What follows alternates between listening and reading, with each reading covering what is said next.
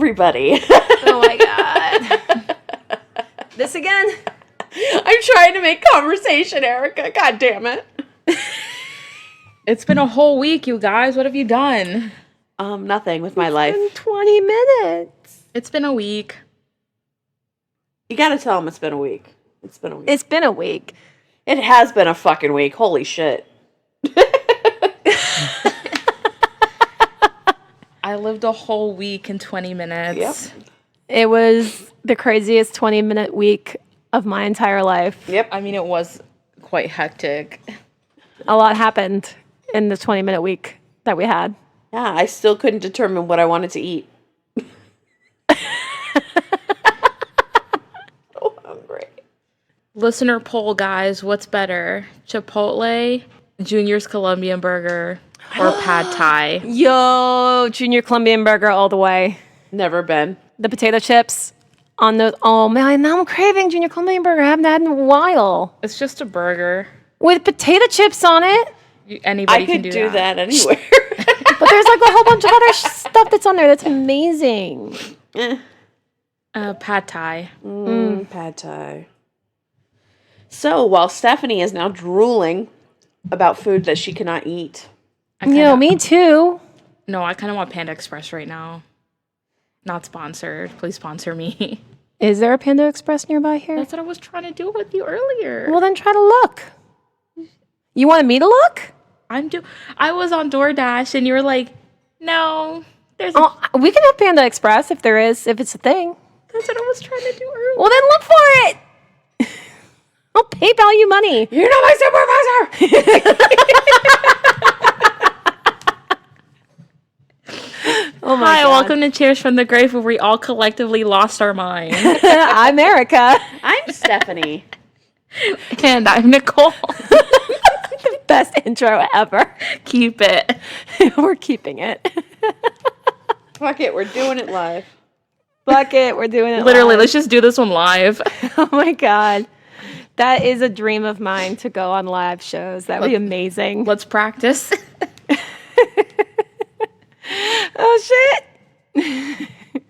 All right. So, what do we have to talk about this week, you guys? We have things and stuff to talk Stuff about. and things? Stuff and things and stuff. What do you guys want to talk about today? Well, I have some true crime / paranormal that I'd like to talk about. Yeah. So that's fun. Stephanie, what you got on the docket? I'm going to talk about, Centralia, Pennsylvania. Ooh. And then Nicole, you've got Fucking monsters. Can I start today? Yes, you can start, please. Okay. I want to hear what you got to say. It's a shorty, but a goodie. I like shorty but goodies. Okay. So today, I'm going to talk about the Montauk Monster. Ooh. And I'll upload a picture onto the Facebook and other socials once this gets posted. It is like a weird looking creature. Okay. Yeah, I can't even describe it. I'll show you guys the picture in a second. How do you spell it? What? Montauk. Okay, so I'm going to Google it right now. It's like a washed up picture. I see a restaurant. I'll pull it up. No worries. Actually, let me pull it up now. Oh, wait, monster. Okay, so you have to do monster by it. Oh, the fuck is that? Are you seeing the one from the beach? Like laying on its side, washed up? Yeah. Yes, that's the one. Are you seeing it, Stephanie? I'm trying to. My computer is not wanting to cooperate. Just FYI to those who Google search this. Oh my God. There might be other images What am I looking that at? might be disturbing. So, FYI. What is that? I'll tell. Don't even describe it. I'll tell you what you're looking at. I'll get into I'm that. looking at my fucking Please. nightmares. Yeah, that's the fuck? Sleep paralysis, but it's the Montauk Monster just laying there at the foot of your bed. Oh no. Everyone. Alrighty. Is that a ball sack? I had a different picture than that one that pulled up, but Okay. I want to There's know a what few picture she's different- looking at because I don't see any of that. so I'll post the picture in a second. Before we get into the description for those of you audio listeners only. So basically, the origin of the Montauk Monster before I get into the beautiful physical descriptions. Yo. So the origin of our friendly monster here, who knows if he was friendly? On July 23rd, 2008, 3 young women went for a stroll on Ditch Plains Beach, a surfing hotspot just outside of Montauk, New York. The girls were enjoying the sun on their skin and the sand between their toes when they noticed a cluster of people farther down from the beach. The girls hurried to join the group, and when they elbowed their way to the center, they were met with a shocking sight of what I showed my other co-host, and their expression should. The fuck is that? It's basically an unidentifiable animal carcass with bruised skin and bared fangs. More like a beak, but yeah. The girl snapped the picture, and thus the legend of the Montauk Monster was born. Shortly after the girls took the photo, the carcass disappeared from the beach. Some claim that the local residents removed the carcass because of its smell and buried it in his backyard, which is the beach itself. But of course, there are alternative theories to what happened to the quote-unquote evidence. So let's see. Alrighty, so the beautiful physical description. Hairless, bloated, and smelly, the Montauk Monster definitely earned its title, even if it wasn't a supernatural creature. We'll get into that. The carcass was a little larger than a cat, It had bare skin varying from white to a deep bruised purple and a few tufts of brownish gray fur. Rather than the usual paws, it had hands with delicate fingers. Its head, still covered by a thin layer of flesh, seemed to taper into a beak with a lower jaw full of needle-like teeth, and it had a long naked tail like a rat. So, wait. Long, delicate fingers? Delicate? Like human-like hands. What? Probably like the little like rat hands that you see, like how they Like look a like human hands, raccoon? kind of. Like a rat. But it kind of looks like it could Like be little raccoon hands. Yeah, you're right. Like a Okay. hairless, It's beautiful. beaked raccoon. There's nothing about this that's beautiful. Everything about this is beautiful. What are you talking about? I'll get into like Sorry. This thing is ugly as fuck. I have some more stuff. This is what I see when I look in the mirror. Oh, God, Stephanie. Body dysmorphia. You look like this. Oh, God. That's the mood. Good Lord. Oh, my God. Anyway. All right. So we can get into a scientific explanation of this beautiful monster. There's not really much about the lore or anything because he was found washed up and then removed. So as soon as the photos of this quote-unquote monster were published, animal experts began weighing on what it really was. General consensus is that the creature was a raccoon. Few other animal experts could explain the human-like hands and the rodent-like tail. A raccoon's slop skull could also be mistaken for a beak, especially if the teeth in its upper jaw were missing. A few experts have disagreed, claiming that the creature's legs are too long to be a raccoon. For me, it looks more like a pig type deal. It looks more like a pig in its body and its length. Like a warthog almost. Yes, but it has a beak. But some people do propose that the carcass was once a dog or perhaps a case of a rogue taxidermy with many animal pieces being spliced together to create an unknown Frankenstein-type species. That's not okay. That's what it looks like, though. I mean, I'm going to show you what I'm looking at. And are we looking at the same thing? Yes, that one. Okay. It looks like a pig, though, right? With a beak. It kind of looks like the top of its jaw was just kind of broken off, and that's just like the cartilage bit, because that could be bone. It could be like the top of an actual bone with like it's just missing the nose and stuff. But it does kind of look like a pig on its side, right? The bluish skin of it being dead, like pig man ears. Yeah. But like from a first glance, you would think it's probably like a dead pig, right? I wouldn't go that far. For a quick glance. You're already looking. We're deep diving onto this monster I here. am so deep into this picture that I don't even know what the fuck I'm looking at anymore. All I see is a dangling ball sack. Along with the explanation of the body, of what it could be, and then from the birth of the Montauk Monster's legend, we do also continue on that some theorists have noticed the proximity of Plum Island, which is a governmental research facility that specializes in animal diseases. Several ideas have emerged in relation to Plum Island. Perhaps the monster was an identified species which was being housed at the research facility for further study. Or perhaps it was a known animal like the raccoon, dog, or pig with a rare or unknown disease. And we also get into the whole animal experimentation. It could be a radioactive mutant or the Frankenstein creature. Oh, jeez. So, we don't really know what it is, what happened. And some people do also believe that the way it was, it just disappeared. It could have been the locals, like I said earlier, or it could have been the government coming in and cleaning it up, how they do. Men in Black, man. Basically, Totally the Men in Black. It could have been.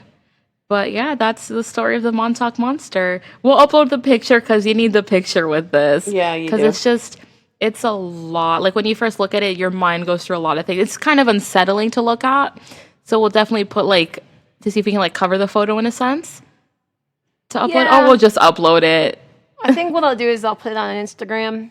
with 'Cause the on swipe. Instagram, Yeah. you can do a swipe thing. Yeah. Yeah. When this episode airs, take a look at the Instagram. Yeah. I'll schedule that to air. The post. Oh my gosh. You just can't stop looking at it, right?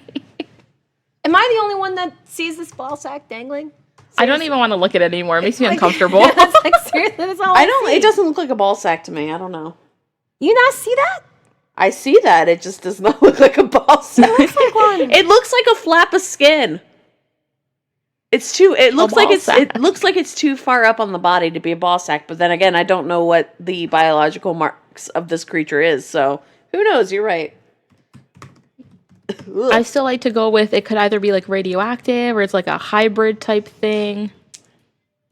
Since it was washed up, you never know. Yeah, especially since it was in the water for so long.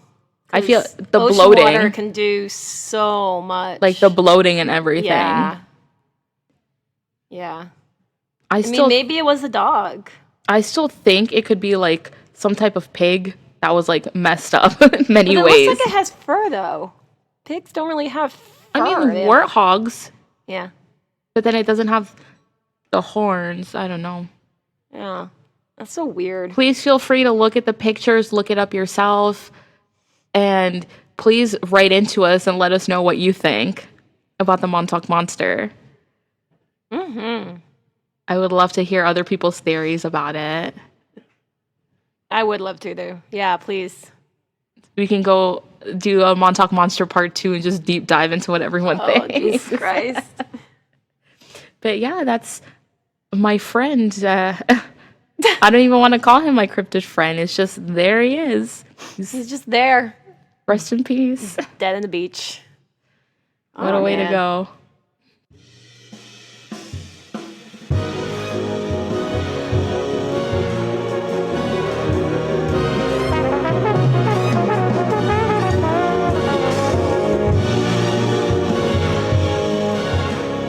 Hello, pod people. This is Historical AF. I'm Natalie. And I'm Keena. And if you cuss like we do, you better strap on in. Hopefully you cuss like we do. Those poor virgin ears are going to get abused. We are a historian, librarian, and the occasional surprise guest that deliver the funny, weird, spooky, and morbid historical nuggets you never knew you needed in your ear holes. Plus, once a month, we bring you an extra AF episode that is full of your stories and some articles featuring libraries and history in the news. Oh yeah, and we do all this while hitting the giggle water and gracing the world with our foul mouths and weird AF humor. So, if you like to laugh and love all things history, mythology, true crime, and paranormal, like you do, then we are the podcast for you.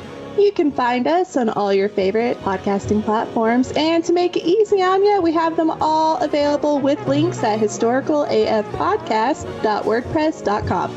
And while you're there, check out the photos that accompany each episode, check out our sources, and learn more about us in our bios. All right, guys, we cannot wait for you to join us. All right, bye. Bye. Please listen.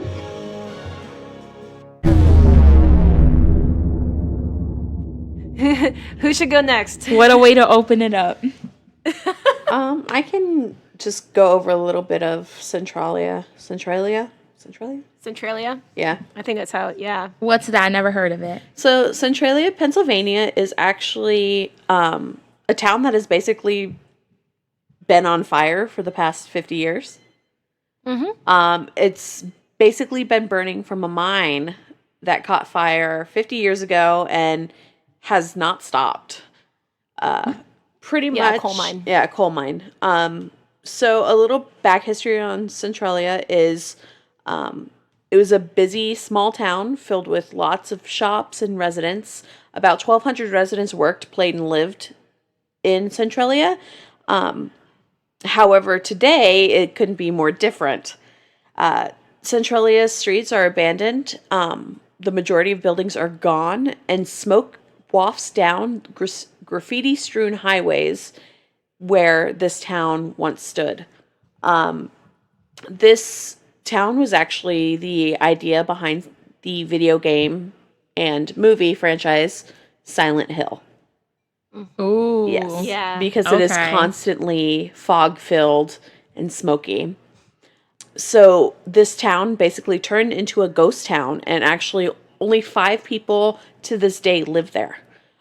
They were not allowed to abandon or sell their home, if I can properly recall. Yeah, there was some reason I don't think it's that. I think they just refused.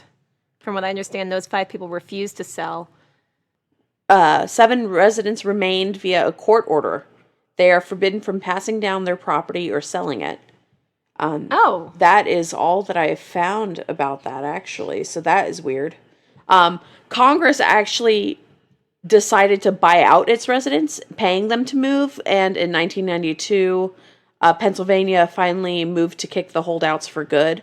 However, the 7 residents remain via court order. So, wait. The thing is that 5 homes were technically claimed as safe to remain living in, and the state didn't want to pay for it, for them to move if it was still safe for them to live there. That makes sense. Yeah. So. Yeah, that makes a lot of sense. So, hold on. If they weren't, in any immediate danger. Yeah. So, the backstory of how Centralia came to be was they depended on mining. However, it took a tragedy when an abandoned mine pit was converted into a garbage dump. Trash was a big issue in Centralia. It was full of unregulated dumps, and the city council wanted to solve a problem with unwanted odors and rats. So in May of 1962, the city council proposed a cleaning up of the local landfill in time for their Memorial Day festivities. And their method for cleaning up a dump was to set it on fire. However, that's smart. Oh my god. the fire sparked a much larger mine fire beneath the town.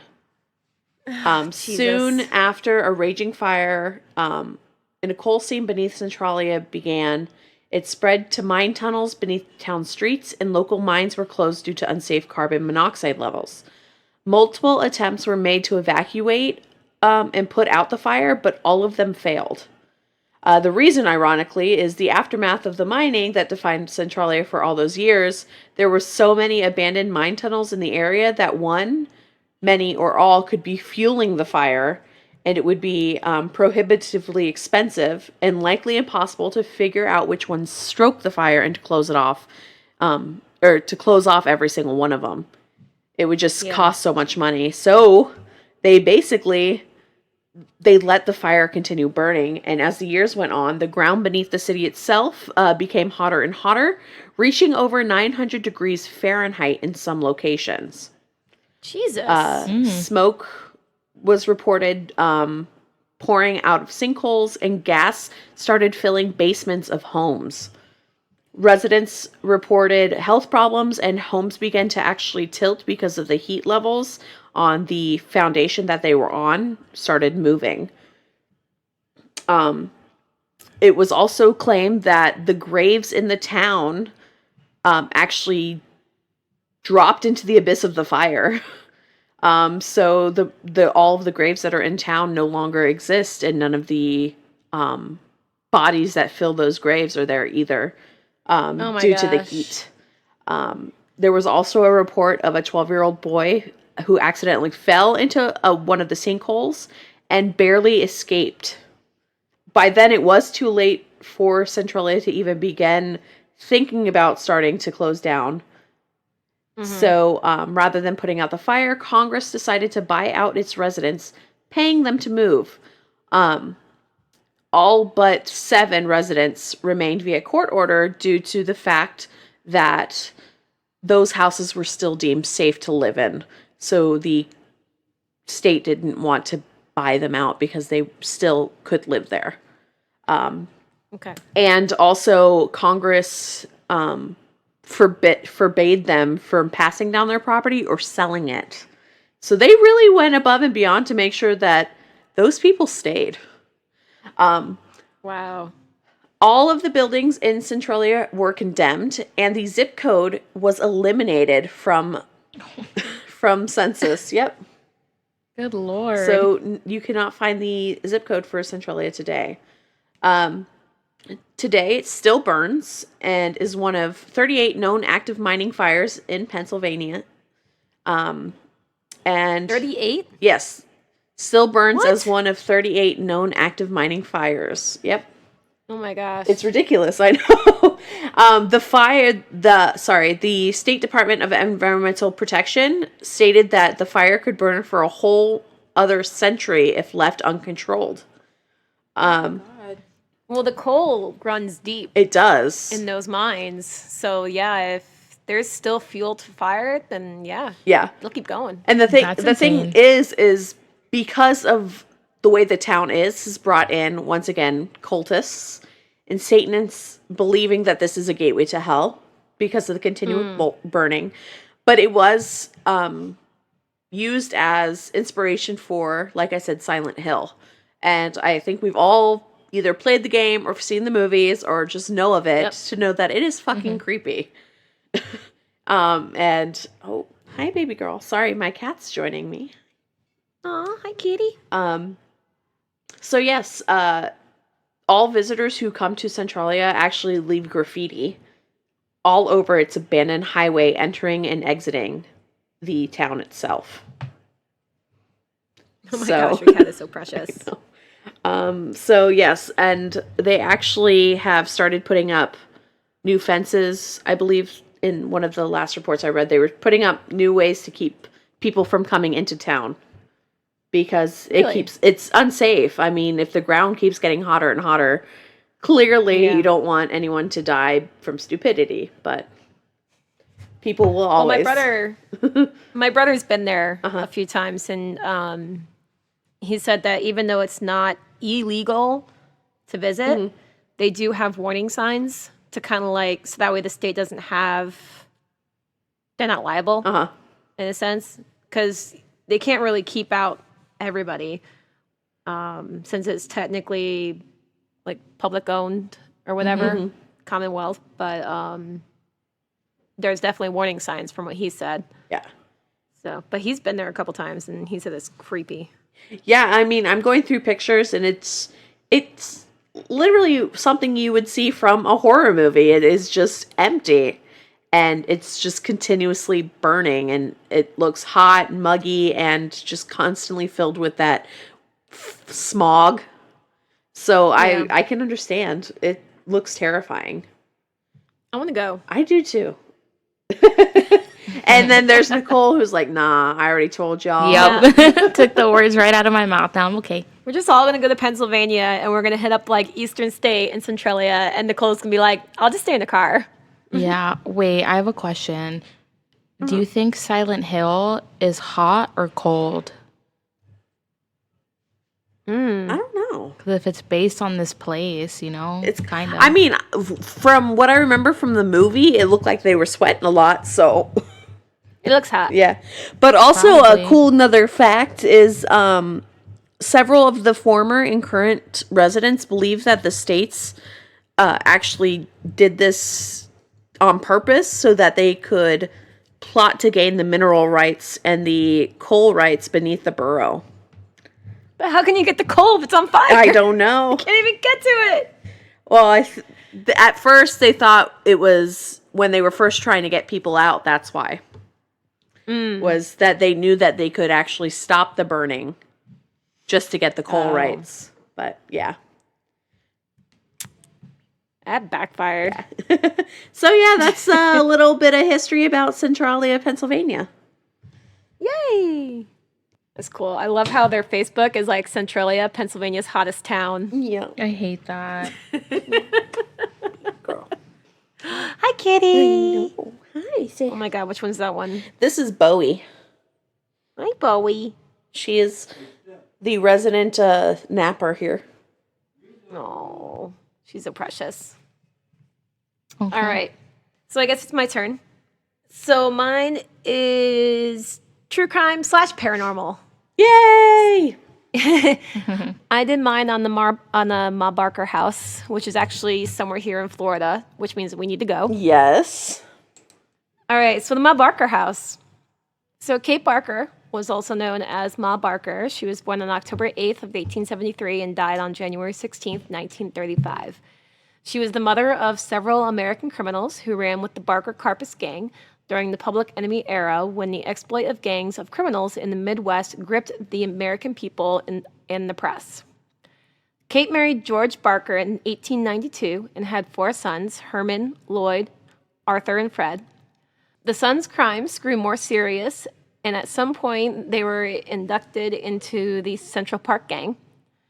Herman died on August 29th of 1927 in Wichita, Kansas, after a robbery had left him and one police officer dead by shooting him point blank in the mouth, and then turned the gun on himself to avoid prosecution after crashing the car. In 1928, Lloyd was sent to federal penitentiary at Leavenworth, Kansas. Arthur Doc Barker was in Oklahoma State Prison, and Fred was in Kansas State Prison. From 1928 to 1931, Ma lived in miserable poverty in a dirt floor shack with no husband and no job while all her sons were in jail. This may have been when she became quote-unquote loose with the local men, as the FBI suggested, and by 1930, she was living with a jobless man named Arthur W. Dunlop. She is described as his wife on the 1930 census of Tulsa, Oklahoma. Things improved for her in 1931 after her son Fred was released from jail. He then joined former prison mate Alvin Karpis to form the Barker Karpis gang. After a series of robberies, Fred and Karpis killed Sheriff C. Roy Kelly in West Plains, Missouri, on December 19th of 1931, an act that forced them to flee the territory. Ma and Dunlop traveled with them using various false names during their entrant crime career. A wanted poster was issued at the time, offering a $100 reward for the capture of the old lady Ari Barker as an accomplice. And after this, she was usually known to gang members as Kate. After a number of years of crime, Ma and her son, Fred, fled to Lake Weir in Florida. FBI agents discovered the hideout of Barker and her son, Fred, after Arthur was arrested in Chicago on January 8th of 1935. A map found in his possession indicated that the other gang members were in Ocklawaha, Florida. They rented the property under a pseudonym Blackburn, claiming to be a mother and sons wanting to vacation in a country retreat. So once the FBI located them, agents then surrounded the house at 13250 East Highway C25 on the morning of January 16th of 1935. The FBI agents were not aware that Karpis and other gang members had left 3 days before leaving, only to find Fred and Ma in the house. The agents ordered them to surrender and tossed a tear gas canister at the house, but there was a scream and then Fred and Ma opened fire. During the shootout, Ma and Fred Barker shot from various windows until they finally made their way up to the second floor to have the higher ground. Allegedly, and this is where I was like, what the fuck, people? Allegedly, many local people came to watch the events unfold, even holding picnics during the gunfire. Picnics. Wow. Who Picnics. the hell sets up picnics? What year was this? 1935. Yeah, sounds about right.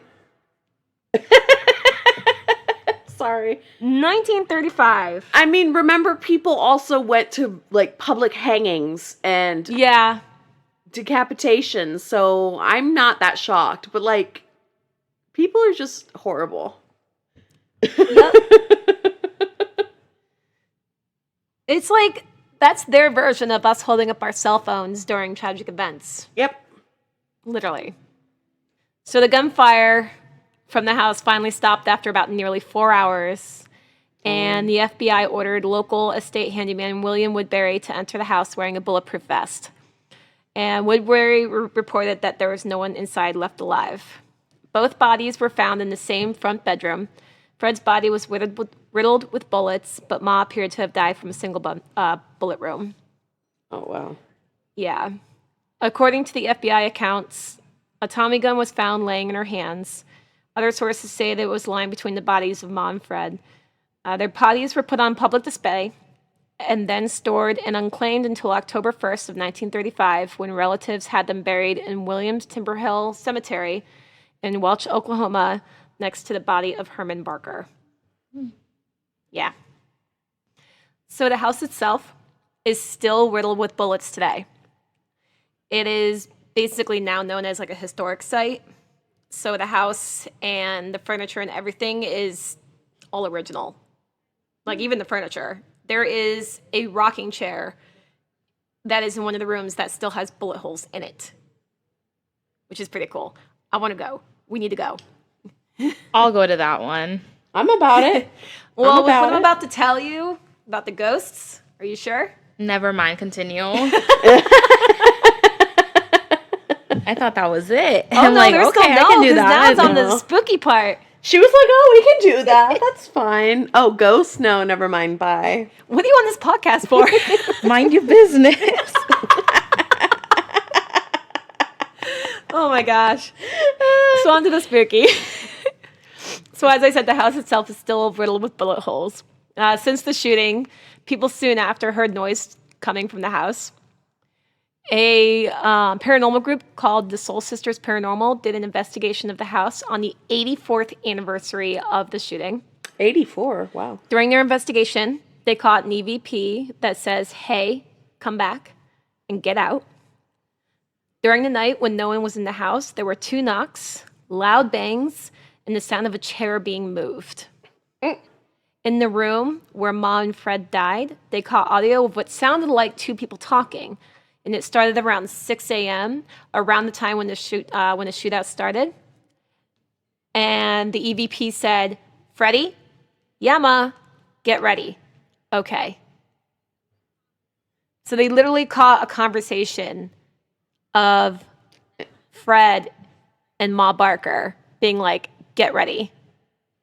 And that is more of like residual, not intelligent. Yeah. Yeah, that's more of like a There was also a light anomaly that looks like a person walking from where Ma slept. They used a REM pod. Do you guys know what REM pods are? Yes. No. Okay, Stephanie knows. Nicole doesn't. Okay. A REM pod is like the size of like an Echo Dot, and it has a antenna on the top, and it's got a red light in the center, and when it detects like an anomaly or some type of energy or anything like that, it'll set off an alarm. Oh, I know what that is. Okay. I've seen it before. I didn't know what it's called. Yeah, a REM pod. I want to get one. So they used a REM pod, which detects energy around it. They placed it where Ma and Fred's bodies were found. And they asked if, they were there. and the REM pod indicated yes, as if someone was touching the antenna. They asked for the spirit to step back, and the alert stopped. They stepped forward and made the alarm go off again at the investigator's request. When asked if the spirit was Kate Barker, the REM pod did nothing. But when it was asked if it was Freddie, it was like instant. When asked if murdered, the alarm went off again.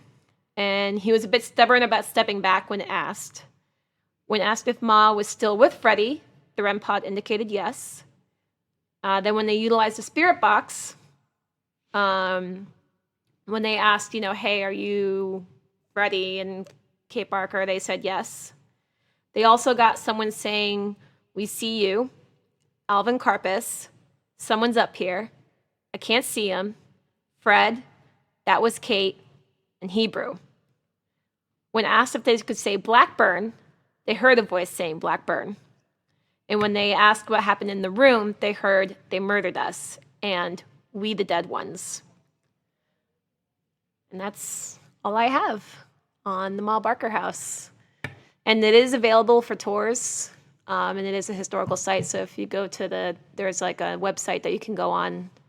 I gotta look it up.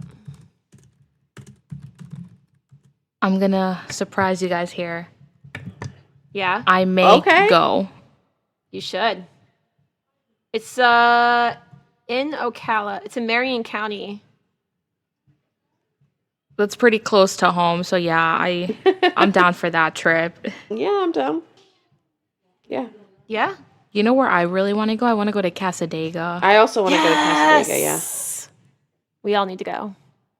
Well, thanks again for joining us, guys. We really do appreciate you listening to us. Yes. You guys are amazing. We love you. Right, guys, where can they find us? You can find us on Facebook at Cheers from the Grave, Instagram at Cheers from the Grave, or on Twitter at Cheers from Grave. And if you want to send in your spooky listener stories or anything else really that you think we would enjoy, please send them to cheersfromthegrave@gmail.com. Yay! And also, please do not forget that we do have a merchandise shop. It's merch.spreadshirt.com/cheersfromthegrave. Please check it out. We do have a lot of cool merch on there, and buying merch supports us, which is awesome. Please support us. Please. Because there's a lot of things that we'd like to do, but we can't do it if we can't afford it. Yeah. Please. And we also do have a Patreon. If you want to join that, we have a $2 and a $5 tier. Mm-hmm. Yep. Cheers from the Grave. Patreon.com/Cheers from the Grave. The link is in the description. Yes. I'm Stephanie. And I'm Erica. And I'm Nicole. And this is Cheers from the Grave.